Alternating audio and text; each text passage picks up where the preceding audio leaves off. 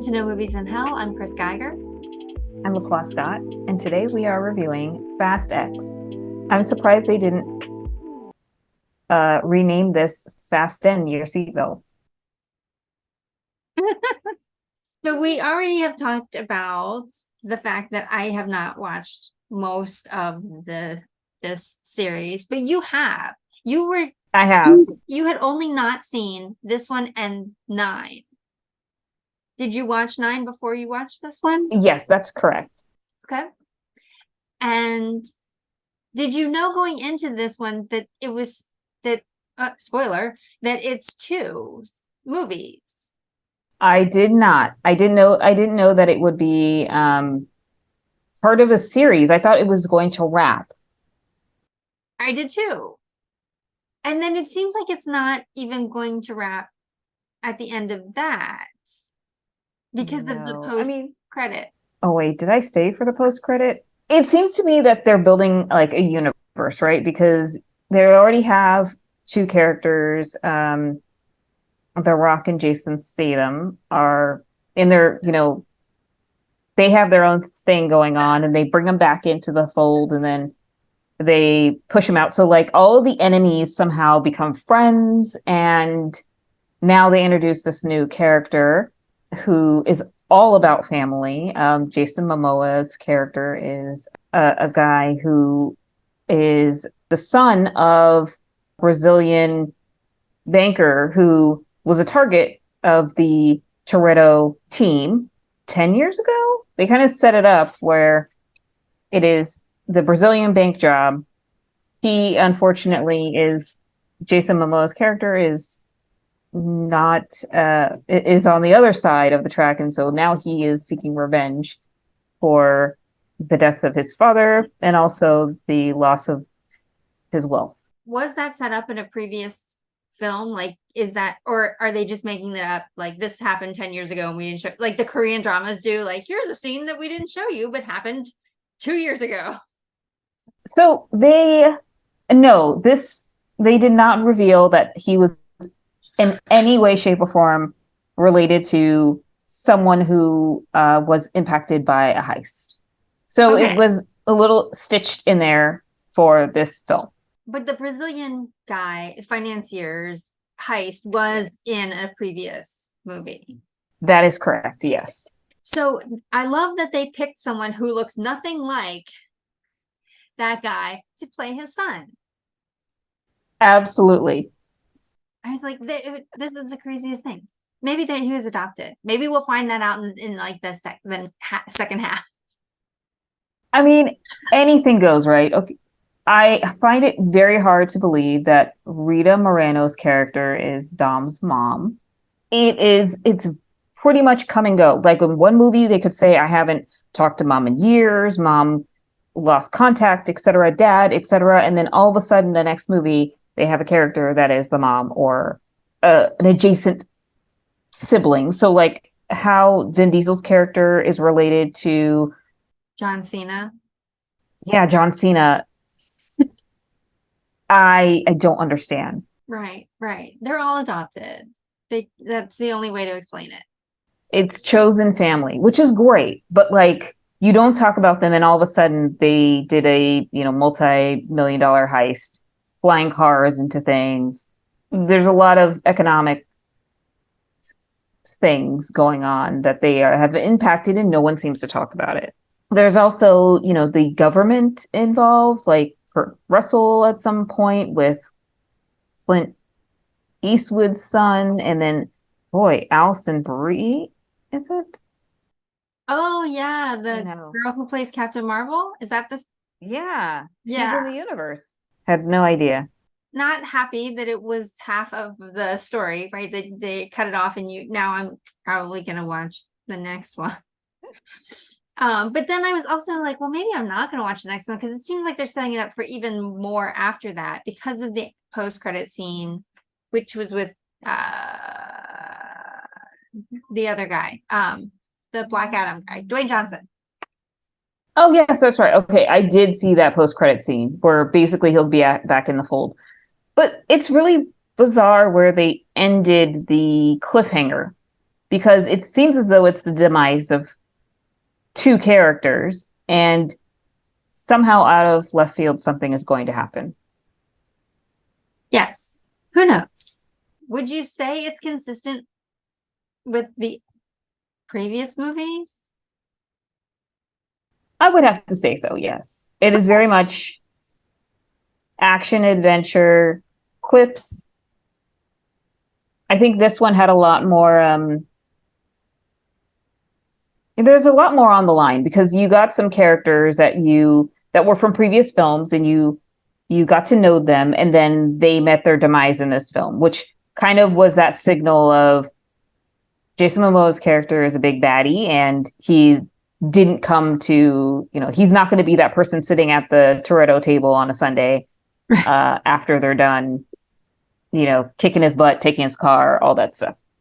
It is very much, he is not interested in being friends. And I think I like that about that character. I think Jason Momoa made the movie. He should be a Bond villain. The dialogue was amazing. His space buns with him getting ready, and the bathrobe, that was an incredible scene that just lets you show that he's a complete psychopath. Satin shirts in the daytime, racing. You know what? It's great. I think he had the time of his life. Somebody needs to, because it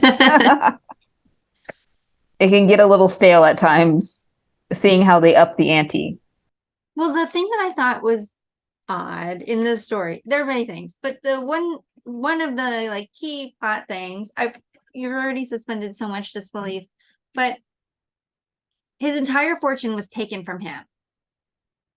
How is he funding these cars, this revenge plot, the $1 million purse that he's promising at the race, all of these things? He's set everything up. He's got, where did that money come from?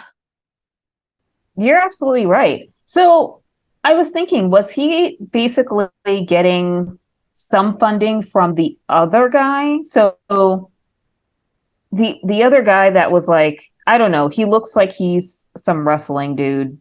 No idea who he was. He was first enemies with the Torettos. Then he partnered with them to try to get to this Jason Momoa character. And then it turns out that them two are business partners. So it's kind of like luring him into it. Was that person his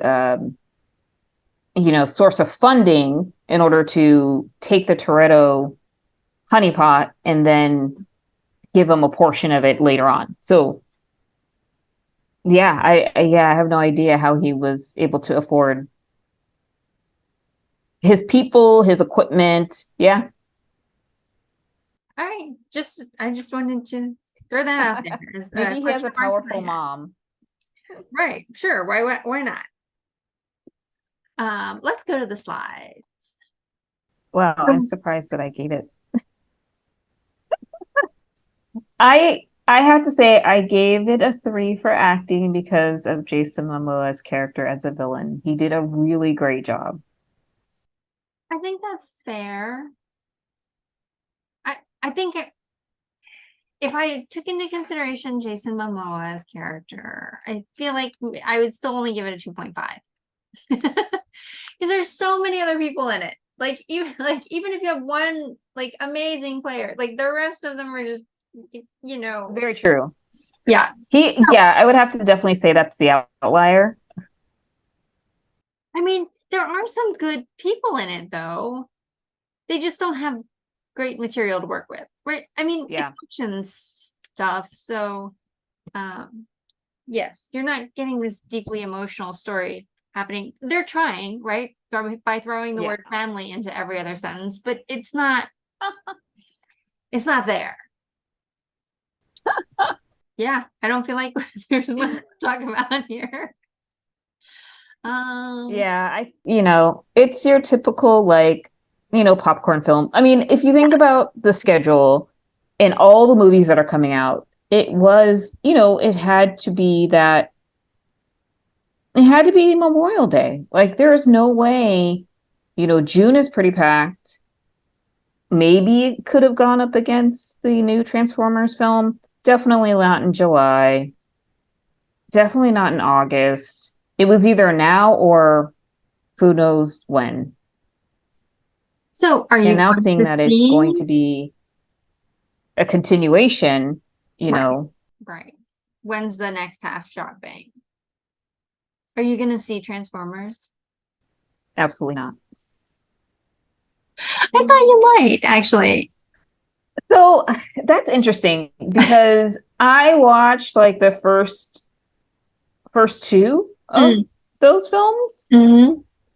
And I definitely watched Bumblebee. Like I actually recommend Bumblebee. It's actually pretty good. Mm, But all the ones in between, like Mark Wahlberg got involved, like, lots of planet destroying. It just got really messy. And it's as messy as these fast films. It's mm. like how can you up the ante in destruction? Except for what I do have to say is the tech and special effects with the Transformers films are actually pretty good. It's just the story that really lacks. You have to have both, right?